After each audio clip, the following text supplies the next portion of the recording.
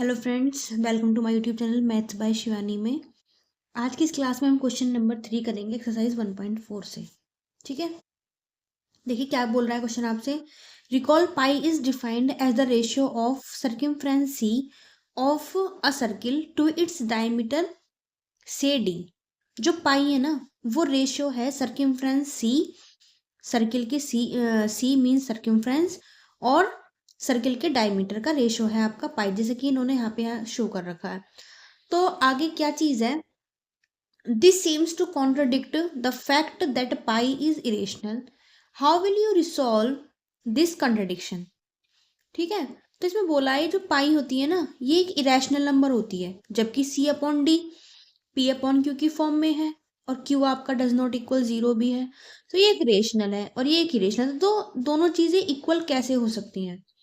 तो यहाँ पे एक कॉन्ट्रडिक्शन है जो आपको रिसॉल्व करना है, इसकी एक्सप्लेनेशन देनी है कि क्या क्या होता है मतलब आगे। ठीक है, अब देखते हैं इसको आप कैसे रिसॉल्व करते हैं। देखिए भाई, सबसे पहले सर्कमफ्रेंस सी जो होती है ना सर्किल की, ये हमारा क्वेश्चन नंबर 3।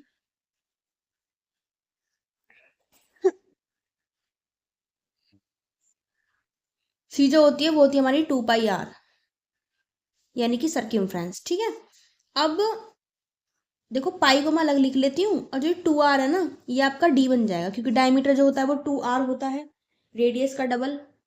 तो विदाउट एनी डाउट मैं सी अपॉन, अगर मैं डी को इधर लिख लूँ तो ये मेरा पाई बचेगा।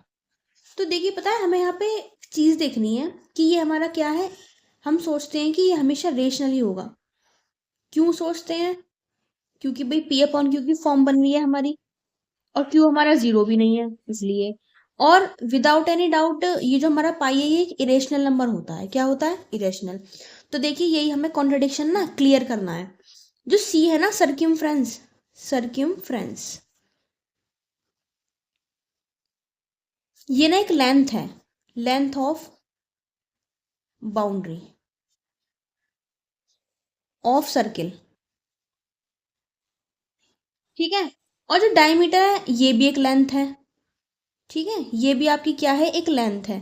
तो लेंथ ना, लेंथ आपकी ना इरेशनल भी हो सकती है। हम ऐसा नहीं कह सकते कि हमेशा वो डेफिनेटली रेशनल ही होगी। ठीक है, आ रही है बात आपको समझ में? कहने का मतलब ये है, अगर हमारी सी इरेशनल हुई, ठीक है, और डी हमारी इरेशनल हुई, तो इस कंडीशन में अगर हम इसकी फॉर्म में लिखें सी अपॉन डी को आई अपॉन आई, तो ये ना एक रिजल्ट जो देगा वो आपका इरेशनल ही देगा। अगर हमने केस नंबर 1 लेके देखा, केस नंबर 2 लेके देखते हैं। अगर सी बाई चांस हमने रेशनल लिया, रेशनल ले लिया हमने, ठीक है, और डी हमने ले लिया आपका इरेशनल, तो इस कंडीशन में भी C upon D rational upon irrational जो रिजल्ट होगा ना, वो भी आपका इरेशनल ही होगा। ठीक है, थर्ड केस और लेके देखते हैं, क्योंकि हो तो ये भी चीजें सकती हैं ना, क्योंकि लेंथ आपकी इरेशनल तो होने के साथ साथ रेशनल भी हो सकती है, रैशनल भी हो सकती है। ठीक है, तो अभी थर्ड लेके देखते हैं, बाई चांस आपकी सी जो है ना वो आपकी इरेशनल हो और डी आपका हो रेशनल, तो इस कंडीशन में भी सी अपॉन डी जो है ना आपका इरेशनल अपॉन रेशनल, वो भी रिजल्ट आपका इरेशनल ही देगा। ये मैंने इंट्रोडक्शन की क्लास में बताया हुआ है। ठीक है, कि क्या चीज कैसे होती है, कि इरेशनल अपॉन मतलब जो रेशियो दिखा रखा है ना ये आपका, ये। ठीक है, तो अब देखिए आप कि हम तो सोच रहे हैं कि सिर्फ सी अपॉन डी रेशनल ही हो सकता है, जबकि ये सोचना गलत है कि ये रेशनल ही हो सकता है। ठीक है, ये हमारा इरेशनल भी हो सकता है, क्योंकि लेंथ ना आपकी इरेशनल भी आपकी गिवन हो सकती है।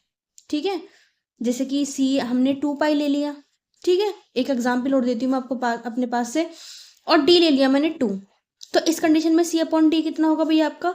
2 पाई अपॉन 2, 2 से 2 कैंसिल, पाई तो मिलेगा हमें तब भी। तो ऐसा भी पॉसिबल है, तो हमें इसमें बिल्कुल भी कोई कॉन्ट्राडिक्शन है नहीं कि सी अपॉन डी हमेशा रेशनल ही होगा। ये इरेशनल भी हो सकता है, C upon D equal to pi irrational भी हो सकता है, तो देर इज नो कॉन्ट्राडिक्शन। ठीक है, यहाँ पे केवल ये सोचना कि ये रेशनल ही है वो गलत है। इरेशनल तो हो ही सकता है, बट यहाँ पे सी अपॉन डी पाई आ रहा है ना, तो ये भी एक पॉसिबल कंडीशन है। C/D हमारा इरेशनल बिल्कुल हो सकता है। तो आप यहाँ पे क्या लिख सकते हैं कि हेयर एज अ रिजल्ट आप क्या लिखेंगे, हेयर आइदर C/D और बोथ मे बी इरेशनल, तभी तो आपका रिजल्ट इरेशनल आ रहा है। Is that clear? I just hope आपको इस क्वेश्चन की जो एक्सप्लेनेशन है ना समझ में आई है, और कोई भी आपको डाउट हो तो आप कमेंट बॉक्स में पूछ सकते हैं। नेक्स्ट क्वेश्चन को देखेंगे हम नेक्स्ट वीडियो में। तब तक के लिए best of luck for your study and take care.